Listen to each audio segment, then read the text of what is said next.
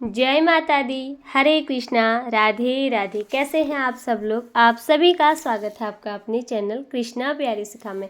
आज की इस वीडियो में आप लोगों के साथ में नवरात्रि के बाद हमें चौकी कब उठानी है, चौकी कैसे उठानी है, चौकी में रखे हुए सामग्री का हमें विसर्जन किस प्रकार से करना है, नवरात्रि की पूजा की सारी सामग्री का हमें कैसे उपयोग में लाना है और किस सामग्री का हमें दान करना है, क्या अपने पास में रखना है। तो यही सारी बातें जानते हैं आज की इस वीडियो में और बने रहे वीडियो के एंड तक। आज है महाअष्टमी, जिसे हम दुर्गा अष्टमी के नाम से भी जानते हैं। बहुत सारे लोगों ने आज कन्या पूजन कर लिया है और बहुत सारे लोग कल यानी कि नवमी को करते हैं। पर हमें जो माता रानी की चौकी है वो 10वीं तिथि को ही उठानी होती है। 9 दिन और नवरात्रि तक ये चौकी माता रानी की इसी तरह से लगी होती है। इसमें बहुत सारे लोग नवमी के दिन कन्या पूजन करके माता रानी की चौकी उठा लेते हैं। अपनी परंपराओं के हिसाब से भी लोग ये करते हैं, लेकिन कोशिश ये करनी चाहिए कि माता रानी की चौकी 10वीं तिथि को ही हमें यहाँ से उठानी चाहिए। तो अब बात करते हैं सबसे पहले सुहाग सामग्री की, जो हमने नवरात्रि में माँ को समर्पित कर रखी थी। उस सुहाग सामग्री का हमें क्या करना है। ये जो सुहाग सामग्री माँ को चढ़ाई थी, इसमें से आप 1-2 सामग्री माता का प्रसाद स्वरूप मानकर अपने लिए रखकर, और जो भी इसमें बचा हुआ है वो किसी मंदिर में जाकर किसी पंडिताइन को या घर में अपने से बड़ों को भी ये सुहाग सामग्री आप दे सकते हैं। यानी कि इसका थोड़ा बहुत दान कर दें, थोड़ा बहुत अपने पास में रख लें। सुहाग सामग्री का प्रयोग कुछ इस तरह से किया जाता है। बाकी हमने माता रानी को जो भी फूल की माला या फूल जो भी समर्पित कर रखे हैं, उनको हम सब एक बर्तन में इकट्ठा करेंगे और जो भी फूल पत्री हैं वो सब हम किसी घर में गमले में इसे भूमि विसर्जन करने की कोशिश करेंगे। और जो भोग प्रसादी पंचमेवा वगैरह जो भी समर्पित कर रखा था, घर में माता का प्रसाद स्वरूप समझकर सब लोग इसको मिल बांट कर ग्रहण कर लेंगे। और जो भी हमने पूजा में बर्तनों का प्रयोग कर रखा है, पीतल के या किसी भी धातु के आपने बर्तन ले रखे हैं, उन्हें हम साफ करके धो के फिर से हम अपनी पूजा में प्रयोग कर लेंगे। और जो अखंड दीपक हमारे यहाँ पर प्रज्वलित हो रहा है, इसे आप होने दें, ये अपने आप इसको ना बुझाएं। आप इसे जब आप माता रानी की चौकी यहाँ से उठाते हैं, तब आप अखंड दीपक को यहाँ से उठाकर अपने घर के मंदिर पर रख लें और बाद में धोकर से इसको पूजा में फिर से इसका प्रयोग कर सकते हैं। अगर किसी धातु का है तो मिट्टी का आपने दीपक ले रखा है तो फिर मिट्टी का दीपक एक बार प्रयोग होने के बाद दोबारा पूजा में प्रयोग नहीं किया जा सकता है। माता रानी की तस्वीर, मूर्ति, विग्रह किसी धातु की है तो आप उन्हें घर के मंदिर पर रख सकते हैं। फोटो है तो फिर उन्हें जल के छींटे लगाकर घर के मंदिर पर रखें।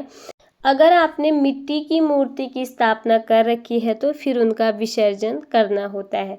तो इस तरह से हम फोटो यहाँ से उठा करके अपने घर के मंदिर पर रख लेंगे। मिट्टी के है तो उसका विसर्जन कर देंगे। उसके बाद थोड़े से जल के छींटे लगाकर शुद्ध हम इनको फोटो, तस्वीर, जो भी भगवान श्री गणेश जी की मूर्ति फोटो ले रखी है, उन्हें घर के मंदिर पर जहाँ पर विराजमान हम उनको करते हैं वहीं पर कर लेंगे।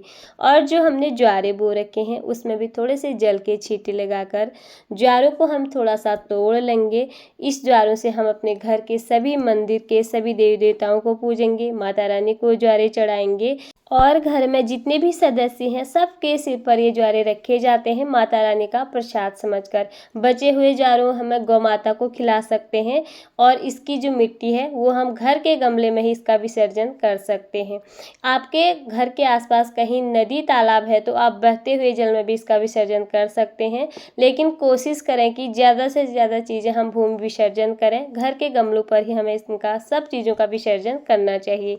ये धीरे धीरे एक खाद बन जाएगी और इस तरह से हमारा घर में ही विसर्जन हो जाएगा। तो जो भी माता रानी की मूर्ति विग्रह है उन्हें हम साफ करके अपने घर के मंदिर पर विराजमान कर देंगे। जब भी आप उनको चौकी यहाँ से उठाएं तो थोड़ा सा चौकी को हम यहाँ से हिला लेंगे। पहले चौकी हिला लें, उसके बाद ही आप यहाँ से मूर्ति उठाएं और जो चुनरी माँ को समर्पित कर रखी थी वो धो के आप पूजा में दोबारा इसका प्रयोग कर सकते हैं। और जो कलश हमने विराजमान कर रखा है, कलश को भी हमने थोड़ा सा पहले हिला लेना है। उसके बाद जो कलश में लगे पल्लव है उनका हम भूमि विसर्जन कर देंगे।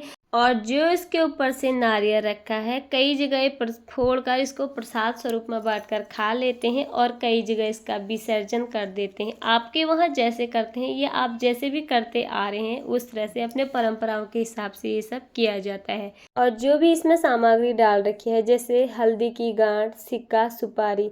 सिक्के को हम जहाँ पर अपने धन रखते हैं उसमें रख लेंगे सिक्के को, जो भी कलश में डाल रखा था। और हल्दी की गांठ का हम प्रयोग कर सकते हैं।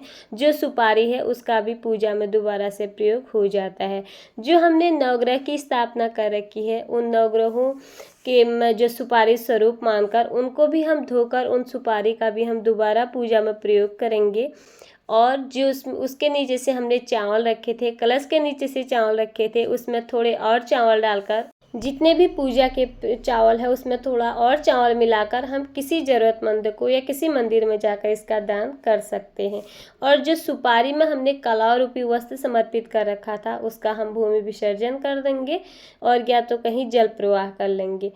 और चौकी के ऊपर जो हमने लाल रंग का आसन बिछा रखा था उसका हम धोकर दोबारा पूजा में इसका प्रयोग करेंगे। चौकी का प्रयोग भी हम दोबारा कर सकते हैं पूजा में। तो दोस्तों यही थी मेरी आज की वीडियो।